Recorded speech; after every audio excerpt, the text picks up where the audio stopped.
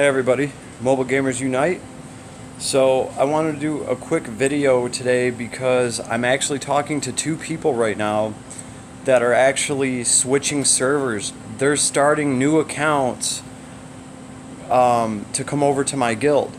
And these are people, I mean, these guys aren't just starting brand new accounts to come over to my guild. They're doing it because it's a great time to re-roll an account. Say you just started playing recently and you rolled up an account and you weren't very smart with your resources because you just started playing this game. You didn't know what to do. It is a good time to potentially re-roll an account and restart, especially if you're a lower level. And point number one being the banner that we have up right now. Okay, so if you're willing to re-roll an account, you're going to be able to pull on the afternoon party banner. So I mean, with this you could pretty much start this game with a god tier character. These healers are god tier. Nobody can argue that. You can just get away with murder with them, literally murder. You got Tierras, who has like the best passive heal ability in the game and just makes certain things just a cakewalk in this game. And then you got Liana, who has Act Again, and that is just crazy. She can make the best attacker in the game twice as good. Alright? And Rachel's here. Okay, and I've been using Rachel as a healer on my alt account, and I'm up to level 555 content, and I've had no problem at all. If you want Rachel to be a healer, the girl can put out. She can put out heals. It's crazy. Yeah, you got to put the crystal rune set on her, but she's gonna do more damage than Liana and Tierras in the process of healing you, and her heals will be comparable. She also has one of the best magic debuffs in the game. So she hits anybody with her AoE, they're going to be taking a bunch more magic damage for the next 2 turns. So that is all very awesome and useful stuff. All 3 of these characters are god tier. And the reason they had to give us such a good banner to pull on is point number 2 for rolling a new account right now. We're in between limited banners. Alright, Trails in the Sky Part 2 is coming, and from my understanding, Part 2 is supposed to have more functional limited characters. And what I mean by that is, round 1 came and they gave us Joshua, a rogue, which a lot of people are just going to say, well, that's just PvP, and that's how I feel about that. He's good for arena. And we'll go over that real quick, but Joshua is very good at PvE, and the argument that I've heard from people are, yeah, he's cool until you get in front of a dragon. And actually, that's not 100% true, because we're going to be getting a patch in the near future where dragons will take fixed damage, okay? They're not going to take fixed damage that's based off of their hit points. But if it's fixed damage based off of a stat, like attack, defense, magic defense, then yes, dragons will start taking fixed damage. So that is absolutely awesome. They're not going to take fixed damage from Luna's fusion power, because that would be like 20% of their health. That dragon would be getting hit for like 60,000 fixed damage each time, and that would just be broken. But dragons will get hit off of fixed damage that are based off of a stat. So you're going to be able to do 2 times your attack in fixed damage to the dragon, which all of that is going to stack up. And that is why I think a lot of people overlooked Joshua as a PvE character, because they're like, well, fixed damage is only good for certain things. Well, fixed damage is about to be good for a lot more than just a few things, okay? Especially depending on where your fixed damage is coming from. Alright? Regardless, this first round of characters, and actually I gotta say, Estelle is awesome for just any party, anywhere, anytime. And I think that's why they put her in with Joshua, because a lot of people will say Joshua is so specific. You know, you're going to use him as an assassin, and you also have to have the right gear for him. Estelle, you can just throw her next to anybody. She has a mini fusion power that she can give to anybody. So, I don't want to get off topic though. Okay, that is the first part of this banner. The second part is coming, and it's going to have characters in it with different classes. I do think that a lot of people are more excited about the second half of this collab than they are the first half, because the first half's really giving you an assassin, which was great for me because I don't have Zarita, okay? And actually on my alt account, Joshua has the extreme magic bow now, so I'm psyched. All right, so sorry, where was I?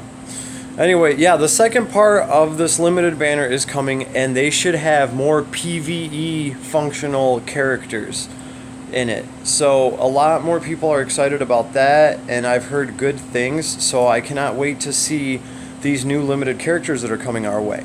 So where does that put you if you're rolling an account right now? Well, you can roll an account and you can grind out a little bit of resources, and you can pull a healer right off rip. So you can start this game with a god tier SSR character, because obviously if you're starting a new account, you can just keep re-rolling until you get one of these SSR characters. So you can start with a god tier character, and then you can save whatever resources you can grind out, and it's actually quite a bit of resources. If you start fresh and you save up all your crystals for the next couple of weeks until the second half of this limited event comes out, you will have a good amount of crystals to throw on a limited banner with very, very powerful characters to go along with the healer that you pulled off of this afternoon party banner. So that is why it's such a good idea for people to re-roll an account right now, if maybe you didn't have the best luck in the world your first time around, or maybe you're a new player, you just started and you wasted a ton of resources and you don't know what you were thinking. You know, right now is the time. It will benefit you the most to, you know, really think things through and pull on some of these very powerful characters that are coming out right now. All right, because I know a lot of people also are saving resources. They didn't pull on Joshua and Estelle at all, and they're waiting for round 2 to pull on those characters.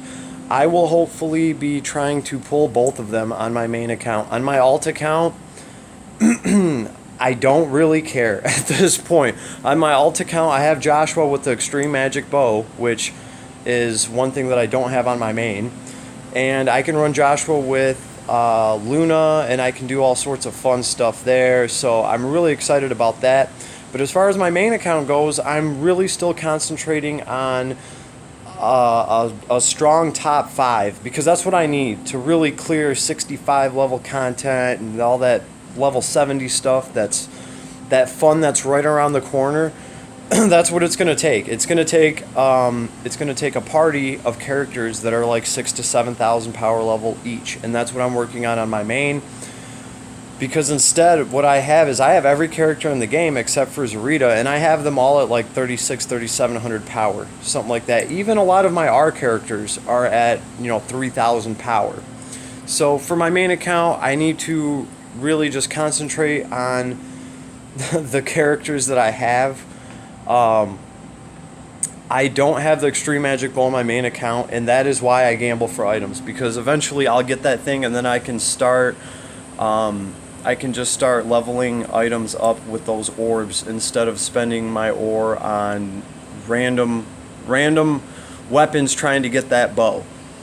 So I guess I have like an assassin based account to play on my alt. I'm going to be playing with Joshua and actually clearing some PvE content with him and stuff, and all that good stuff. And on this account, like I said, I'm going to concentrate on my Empire, maybe a little bit of my Princess team, but my Dark Reincarnation for sure. So those are the characters that, my Basil's at 5k, Lestelle's over 5k, Lana's at 5k. So, those characters are right there at that point where I just need to invest a little bit more into them, and then I can yield better better loot from dragons and stuff like that. And that's really where I'm at, what I want to do. So, but I have my alt account to run around and, play with assassins, which is awesome because that's the aspect of this game that I've been missing. Okay, and I've been having to work on my troop trees for my assassins, and this is why Sunday is such an important day. Everything else I have is like level 17, level 15, level 16. My assassin and archer training is just level 14 now, and I've been grinding this thing out all freaking day.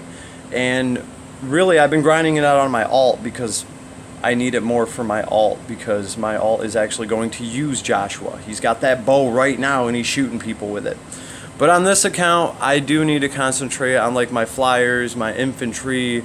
I got Bernard tearing stuff up, and he's almost at like a 6,000 power level, so I need to keep trucking with all of that. But I just wanted to put the word out. If there's anybody that's kind of on the fence, if there's anybody thinking about whether or not they should re-roll an account, anybody that squandered some resources on accident, definitely right now is the time to do that, because like I said, you can pull for one of these god tier characters, and you can start the game with that, and then you could just save all of your resources for these limited characters that are coming. And yeah, I'm going to go ahead and say it again. These limited characters typically are stronger than their normal counterparts. That's what makes them limited. They want to give you some sort of incentive to pull on these characters. Alright, so yeah, limited characters, from what I've seen from every gacha game I've ever played, I've never once seen a limited character get released that's weaker than his non-limited counterpart. So I've yet to really see that. And judging off of the characters that they've given us right now, like if you compare Joshua to some of the other rogues in the game, yeah, he's definitely king shit. And if anybody wants to argue that, like, I don't know what to tell you, because as soon as this patch comes out and all of Joshua's fixed damage that he does is going to apply to dragons, that's gnarly. So I wish I had the extreme magic bow on this account.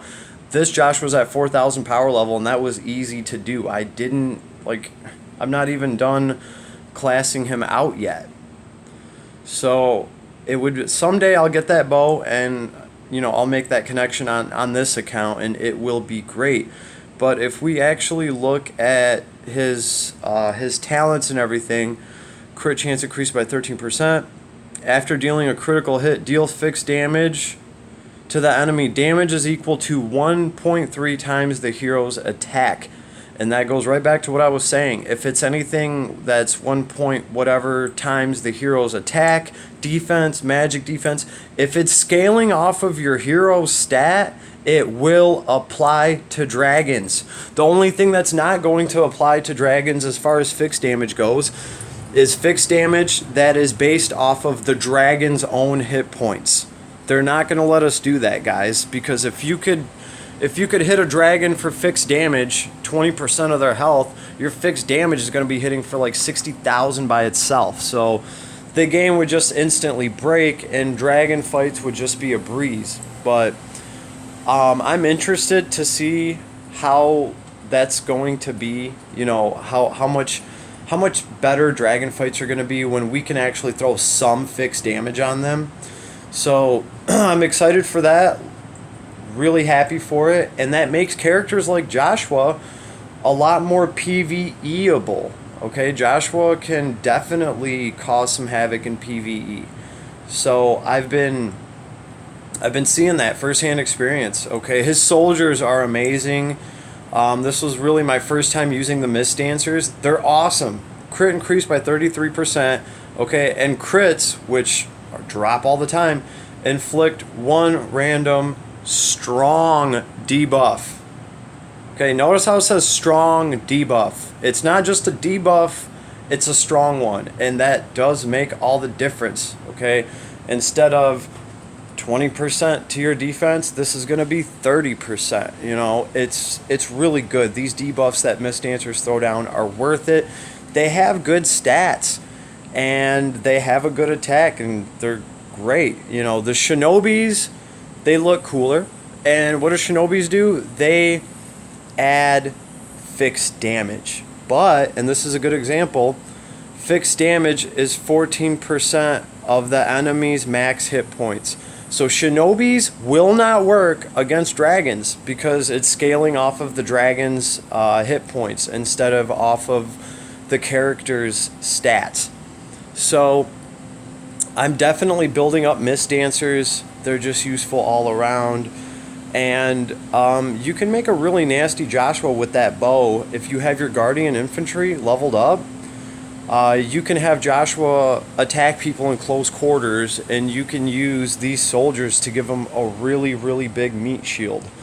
Alright, and he's going to do a shit ton of damage because these guys do a shit ton of damage too. So it's a really, really nasty combo, and it's something that can clear guild wars out really quick. Joshua all on his own, maybe a healer, someone to support him, with Guardian Infantry and the Extreme Magic Bow, forget about it. It's a done deal because now it doesn't matter if you're attacking him in close quarters or not. He's still going to do just as much damage to you, and these soldiers do a ton.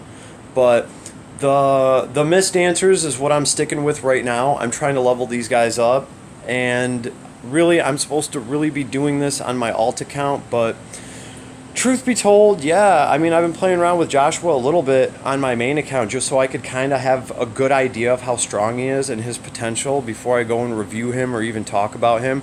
And as you can see, mine is at 4,000 power level, 3,951. If I switch his gear around, I can get him over 4,200 right now. So I have played with a pretty strong Joshua, you know, at 4,000 power level. I have a good idea of how he works, what he does, you know, and he is awesome. I'm not really worried about not having Zarita because I have Joshua. So, and I would love to be able to put more time and energy into these characters on my main, but it's a remorseless grind, and I got to keep going, and I got to keep working on the characters that I've already invested into. You know what I mean? I can't just, these characters that I've been playing with the whole time and bonding them out and all that stuff, and the gear sets that I've been working for them, I can't just set those characters aside and start fresh. Like, I mean, I could, but I would just put myself back a couple months, and no, I need to keep clearing content on my main. So that's what I'm going to be working on my Bernie, on Basel. So all these new characters that we're getting, that's awesome. I'm all for it, but on my main account, yeah, I'm pulling these main characters, and they're going to chill on a bench till I can get to them, all right? But if you're pulling a new account, it's a great time because you could pull these new characters and you can actually play with them. You know, you got a new account. You're going to be investing all your resources into something. Might as well be the newest, strongest, most limited characters out. Why not? So, Mobile Gamers Unite. I'm just putting the word out there. If anybody wants to re-roll an account, it's a good time. And if you come over to Emerald Gate server, I'm up there. I'm Vlad. Hit me up. I got a spot for you in the guild if you want. So, Mobile Gamers Unite. I'm one click away. Have a nice day.